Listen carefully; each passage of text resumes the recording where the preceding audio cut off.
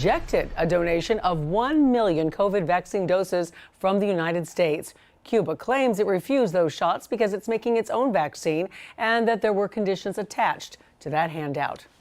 And anticipation is growing in Cuba for demonstrations set to take place across the communist island on Monday. Marches in solidarity expected around the world as well, including here in South Florida. Local 10's Hatzel Vela live now with details on what we can expect come Monday. Hatzel? So, Christy, expect lots of activities here in South Florida, but really the focus is going to be what happens in Cuba and how the Cuban government reacts to any protest. A prayer as we get closer to the 15th. Here in exile, there's hope Cubans will be allowed to protest. They're overcoming their fear to stand up in a civic, peaceful manner for freedom. The Cuban government is already saying, with certainty, they say, nothing will happen. Tengo absoluta certeza también de que no va a ocurrir nada.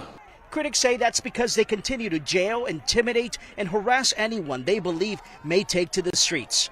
Hola, amigos. People like independent journalist Henry Constantin, who was arrested for covering the historic July 11th protest. Constantin and others say harassment of activists and journalists has ramped up as we get closer to the date. Nosotros no queremos guerra, nosotros lo que queremos son derechos. In Havana, activist Abdel Legra says Cubans want rights, not confrontation, which he argues is what the Cuban government wants. Here in exile, this morning we saw activists trying to make sure the community is aware, waving flags and passing out information, letting folks know what's about to take place here in South Florida. Buenos días, muchas gracias. This Sunday, the 14th, there's a caravan that starts at 9 a.m. at the Cuban Memorial in Tamiami Park. It travels east along Southwest 8th Street to downtown Miami and ends at this inlet just north of the FTX Arena, where a flotilla is also expected.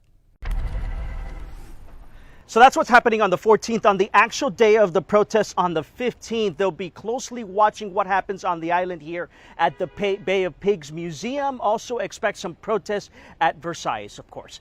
Reporting from Little Havana, I'm Hatzel Vela, Local 10 News. Okay, thanks a lot there.